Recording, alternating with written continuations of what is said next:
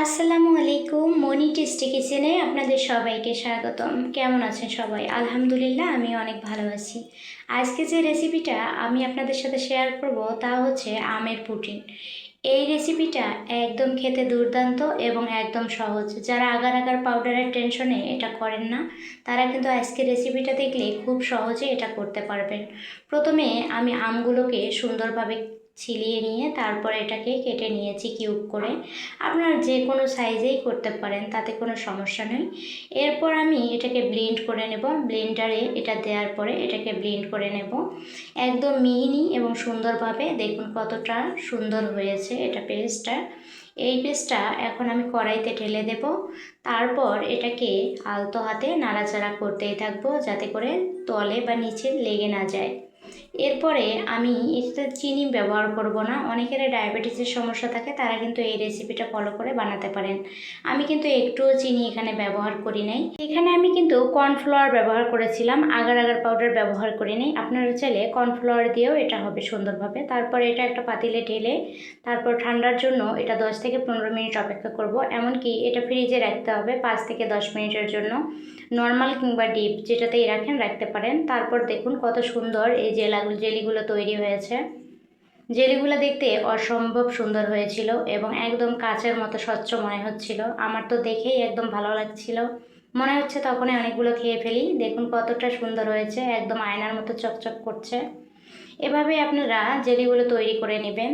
তারপর চলুন নেক্সট স্টেপে আমরা চলে যাই। আবার প্যানের মধ্যে আমি দুধ ঢেলে দেব পর্যাপ্ত পরিমাণে, যতটুকু আপনি বানাতে চান ততটুকুই। তারপরে চিনি অ্যাড করে দেব, কারণ দুধের মধ্যে মিষ্টি থাকে না, একটু চিনি দিতে হবে। চিনি দেওয়ার পরে এর মধ্যে আমি আবারও একটু ওই কর্নফ্লাওয়ার মিক্স এখানে আমি করে দেব।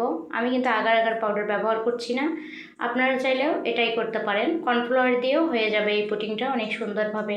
তারপর এটাকে আমি যখন একটু আঠালো হয়ে আসবে বন্ধ করে দিয়ে আমি একটা কাপের মধ্যে এটার স্লাইস দিয়ে দিব।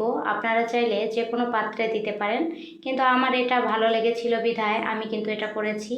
এটা একটা মানে চা খাওয়া পট বলা যায়, এটাতেই ব্যবহার করেছি। আমার মনে হয়েছিল যে এখান থেকেই সুন্দরভাবে হবে, মানে সাইজটা ভালো হয়ে আসবে। কিছু কিউব করা এবং লম্বালম্বিভাবে আমি কেটে দিয়েছি। তারপর এখানে ঠান্ডা হওয়া সেই দুধটা আমি এখানে ঢেলে দিব। এটা কিন্তু দ্রুত করতে হবে, না হলে কিন্তু জমে যায়। কর্নফ্লাওয়ার কিংবা আগার আগার পাউডার আপনি যেটাই ব্যবহার করেন এটা কিন্তু দ্রুত জমে যাওয়ার সম্ভাবনা থাকে। এটা একটু হাত দিয়ে আমি নাড়াচাড়া করে দিব।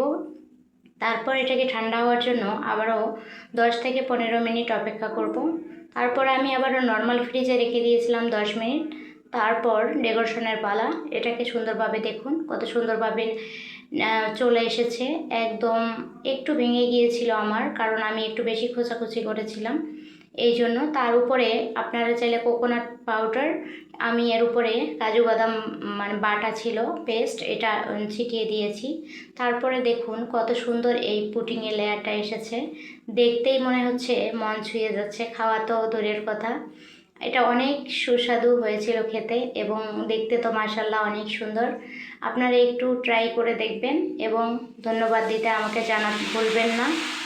এবং যারা এই মুহূর্তে ভিডিওটি দেখছেন সবাই চ্যানেলটিকে সাবস্ক্রাইব করে দেবেন।